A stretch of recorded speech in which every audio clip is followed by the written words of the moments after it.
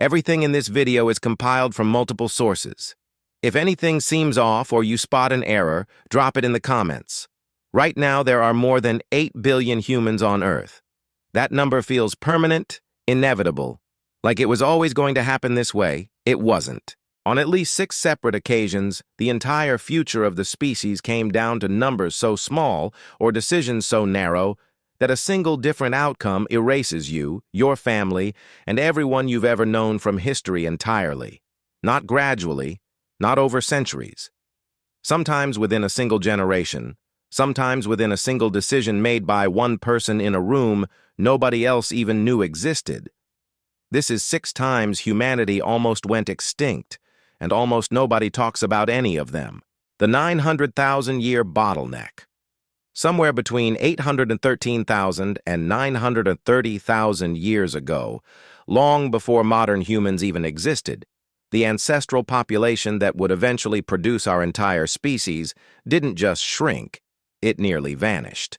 A 2023 genetic study published in the journal Science, led by researcher Wang Jiehu, used a new statistical method called FitCol to reconstruct ancient population sizes directly from the genomes of more than 3,000 living people. The results suggested our ancestors crashed down to roughly 1,280 breeding individuals, a loss of nearly 99% of the population, and stayed at that dangerously low number for over 100,000 years.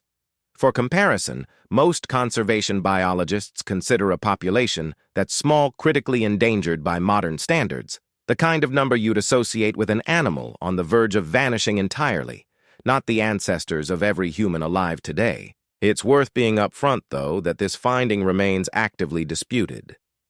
Other researchers have since argued the signal may possibly be a statistical artifact of the method itself, since a similar bottleneck doesn't clearly show up using different analytical techniques, and the fossil record from that exact period doesn't show as dramatic a gap as you'd expect if nearly the entire species had briefly vanished.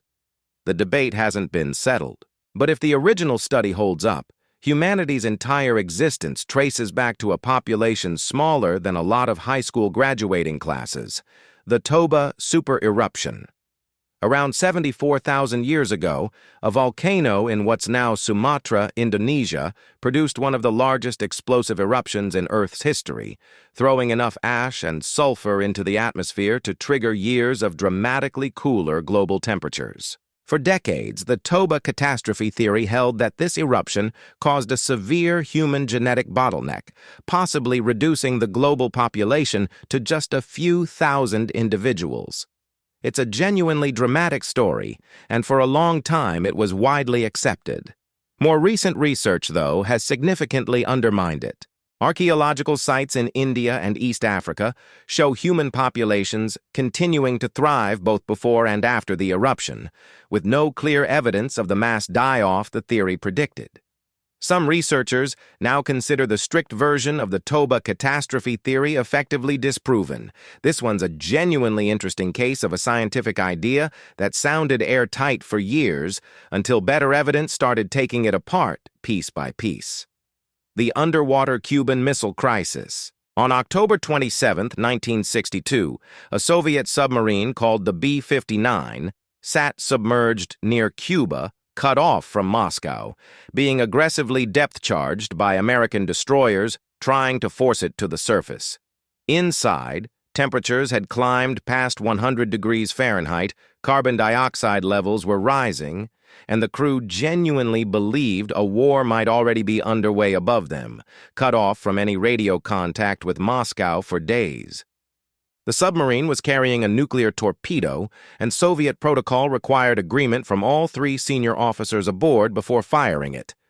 2 of them agreed, including the submarine's captain, who reportedly shouted that they would sink the American fleet even if it meant dying in the attempt. The third, flotilla commander Vasili Arkhipov, refused and eventually managed to talk the captain down, convincing him to surface instead and await orders from Moscow. Historians studying the incident widely agree that had that torpedo launched, it would very likely have triggered a full nuclear exchange between the United States and the Soviet Union. Arkhipov's decision remained essentially unknown to the public for 40 years, only coming to light in 2002. The 1983 false alarm. Just after midnight on September 26, 1983, inside a secret Soviet command bunker outside Moscow, warning screens suddenly lit up in red letters reading "Launch."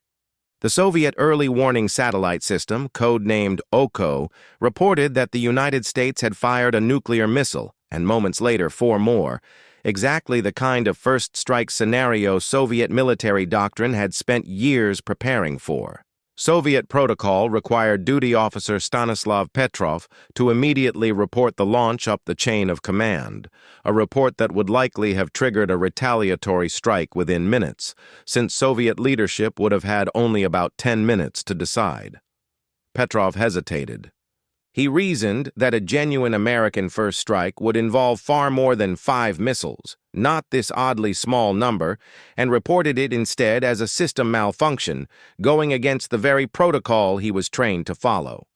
He was right. Investigators later confirmed the satellite had mistaken sunlight reflecting off high-altitude clouds for missile launches. Petrov's decision is widely credited with preventing a nuclear war that could have killed hundreds of millions of people within hours, and his role in the incident wasn't publicly known until years after the Cold War had already ended. The Black Death. Between 1347 and 1351, a plague pandemic swept across Europe, Asia, and North Africa, spreading faster and killing more efficiently than almost anything in recorded history up to that point.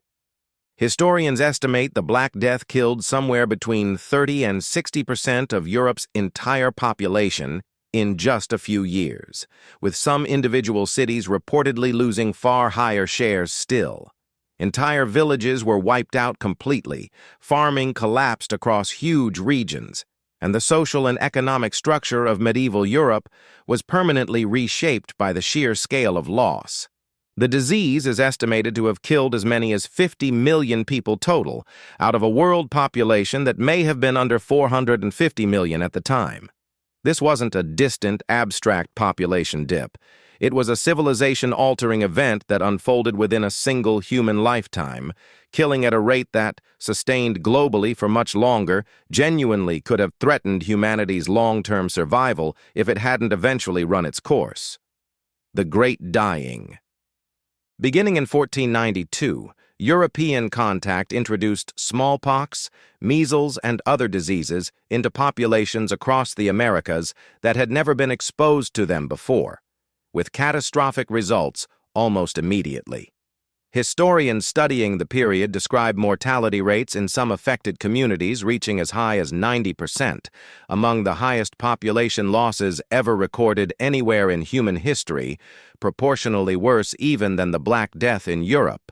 Entire societies, cities, and political structures across 2 continents collapsed within decades, not from military conquest alone, but overwhelmingly from disease spreading ahead of and alongside it, sometimes reaching communities that had never even encountered a European in person. Some researchers studying the resulting agricultural collapse have even connected the sudden drop in farming across the Americas to measurable global cooling, as vast stretches of previously cultivated land reverted to forest and pulled carbon out of the atmosphere on a scale large enough to register in ice core climate records centuries later. 6 moments. 6 points where the entire trajectory of the human species came down to a number small enough to fit in a single classroom, or a decision made by one person choosing, in a matter of minutes, not to press a button. Some of these are genuinely settled, documented facts. Others, like the 2 deep prehistory bottlenecks, are still being actively argued over by the researchers closest to the evidence, which is exactly why they're worth knowing about either way. Uncertainty isn't the same as invention. It just means the story isn't finished being written yet. None of them show up in most history classes the way wars and empires do, but every one of them was closer to erasing everything than almost anything you were actually taught to fear. Thanks for watching. If you enjoyed this, hit like and subscribe so you don't miss what's next. And if there's a topic you want covered, let me know in the comments.